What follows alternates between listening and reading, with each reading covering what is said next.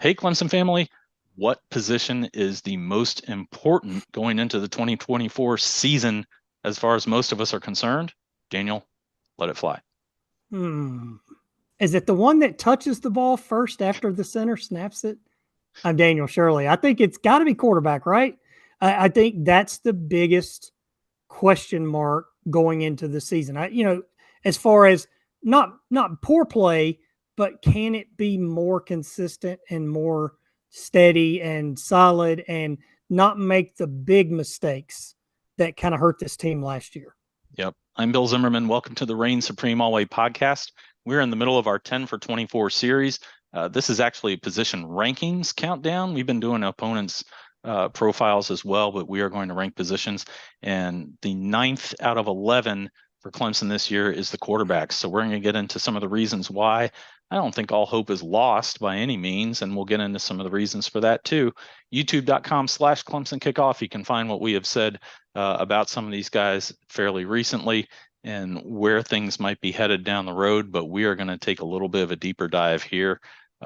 Comment, get in there, tell us where we got it right, where we got it wrong. Just what do you think? Maybe we missed something, didn't bring it up at all. Let us know about that as well. That is a place for your voice to be heard and be a part of our community.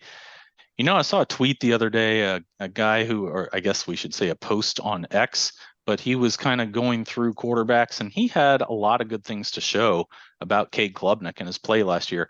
It's kind of easy to forget that the Tigers were one of the best teams in the country at racking up first downs, racking up yardage, moving the ball, possessing the ball, keeping the defense fresh. Because so many times there was a 3-and-out, so many times there was a bad sack that took the Tigers back in the wrong direction. They started losing field position. There were times, unfortunately, I think the biggest thing that caused Clemson to miss the playoff last year was turnovers in either red zone, either close to your own goal line or when you got a scoring opportunity down against the opponent's goal line.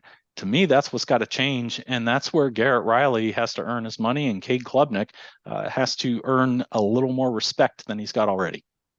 Well, Bill, we've talked about a little bit about this I don't want to say who said it, but there was someone nationally who said Cade Klubnik needs to take over and be Superman. And that's exactly the opposite of what Cade Yeah, Klubnik needs to do. He amen. needs to play in the offense. He needs to try not to make these huge plays because when he's tried to make too much happen, he's made huge mistakes. You go back to the Miami game, you go when he didn't run the play at the end, you go back to the Florida State game a couple of times in that game. The overtime play where he threw the ball, and if you just give the ball to Will Shipley, you get a first down. And those are games that they should not have lost. We know about the loss to Duke, where that wasn't all on him, but there were mistakes in the red zone. He just needs to play in the offense, and I think he will. I think a second year in the offense is going to be huge for him. Yep. He's the unquestioned starter. There was some chatter in the spring game, and we'll get into who that chatter was about in just a couple of minutes. He's the guy who you've got to win or lose with. No one was brought in from the transfer portal. We talked about that in a recent episode. Klubnik's got to be the guy to improve his game, to improve this offense. And Riley has to prove himself as a quarterback coach, I think, to the Clemson faithful. The things he did with Max Duggan for TCU to get to the national championship game a few years ago really aren't as visible to Clemson fans right now as the mistakes that were seen on this offense last year. Yeah, no doubt. I thought Garrett Riley was the right hire. I thought he was the best hire Clemson could have made. It was the big name hire. Thought it was the right hire. I think he's going to do a great job. But again, you're only as good as your talent, and you're only as good as the players buying into the system. And the quarterback has to buy into the system and run the plays as they're called. I mean, yes, you want to be able to have some flexibility and be athletic and do all those kinds of things, but you have to be able to run the system. Trevor Lawrence, what did he do? Great athlete, did everything you could ever think of, ran the system. Deshaun Watson, great athlete, did everything you could want him to do, ran the system. Kelly Bryant ran the system. Yes. It was a little bit different because he couldn't do the things that Trevor Lawrence and Right. Deshaun Watson did. Taj Boyd ran the system. It was a little different because they had to score 40 points a game because the defense wasn't as good. But you've got to be able to run the system.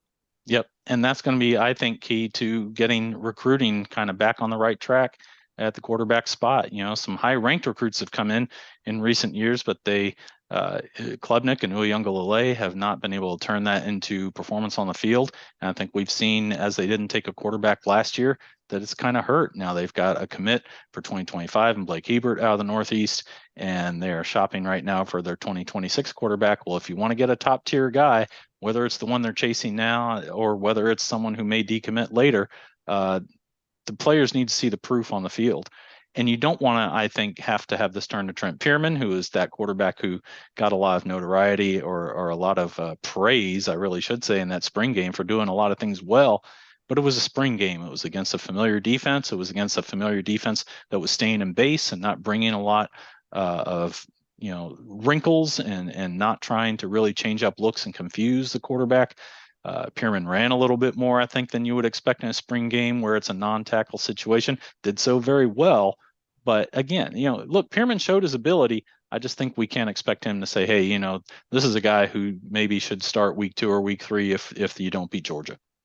Look, we got 5 minutes left. I think we could talk 5 more minutes and 55 minutes about the Pearman thing. He's not the starting quarterback. Right. If he gets to be the starting quarterback, it's because of injuries and, huge mistakes by the top 2 guys. If it gets to the point Trent Pearman's the starting quarterback, I think you're thinking maybe the season has gone off the rails a little bit.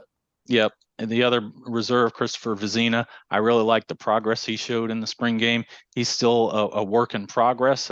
Maybe project, as I had typed out there, is maybe too strong a word for it. He's got the tools. He's got the body. He's got the ability.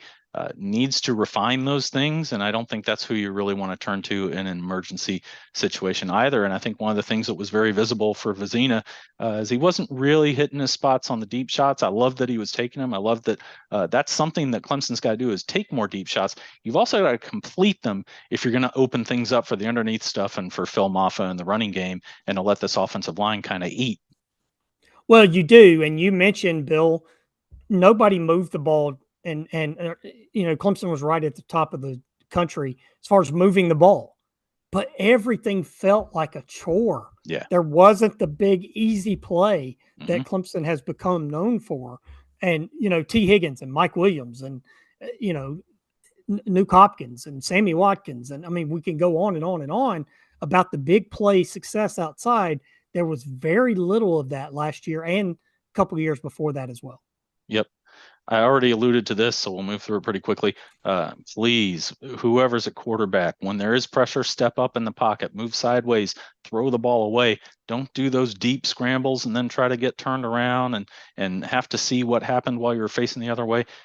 Scramble effectively, scramble efficiently, dump the ball off, maintain field position. When everything is a chore, you can't afford to get into 2nd and 19 and worse. Know the playbook. I think we can mention this one pretty quickly, right? You alluded, I think, in the previous episode when we were touching on Miami a little bit. Got to run the play that's called. Got to have faith in the offense that needs to be run. That's leadership, and we need to make sure. Look, we probably never would have known what was going on except that Dabo Swinney said, "Hey, that play against Miami was supposed to be a run. The play wasn't executed. That's got to happen far more regularly." And I think that's a big part of protecting the ball first and foremost. And Daniel, maybe you've seen a little more about this, but just seemed like the handoffs weren't very efficient. It just seemed like, even when the running backs got the ball cleanly, they weren't sure what was happening. Can't have the fumbles that they had last year, and the quarterbacks have to have a little bit of accountability there. 2, 3, and 4 are about trying to do too much. Yeah. They absolutely are about trying to do too much. Now, you need to be more fundamentally sound with the snap from the center. The center's got to hit him in the hands. Sure. Then he's got to be on time to hand the ball off. But 2, 3, and 4 are, I'm the best athlete on the field. I'm going to make something happen. Well, you were the best athlete on the field in high school. You're not now. Right. Stay within the offense. Yep.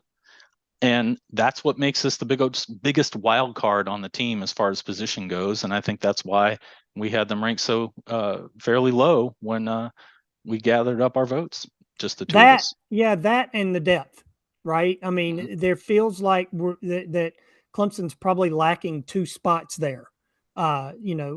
With Klubnik and Vizina, Pearman on scholarship probably before the season starts, but there needs to be a little more depth, and that goes back to recruiting. It just doesn't feel like there's that straight line at the quarterback spot of here's who's first, who's second, who's third. What about if somebody else gets hurt? That kind of thing. So they've got to get this position back on track. I think Klubnik's going to step up this year and have a really good year. Vizina can play a little bit when he's here and there. I don't think he's ready yet to be the guy, but I'm looking forward to a big improvement for Cade Klubnik coming up in 2024. Yep, and let me throw this out there. He deserves a lot of credit. He got out to work with Jordan Palmer on the West Coast. He got to the Elite 11. Pardon me, the Manning Passing Academy. Easy for me to say when time is tight, and did very well with both of those. And I think that's going to help develop him. So until our next episode, when we take a look at the Stanford game coming up and maybe some of the quarterback play it'll be needed there, I'm Bill Zimmerman. I'm Daniel Shirley. Go Tigers. Ooh, I think we squeezed it in. Cool. You can see the clock, right? It just says less than 1 minute. It's 12 seconds. 10. Oh, wow. 9, 8, 7. I'll catch you later, man. All right.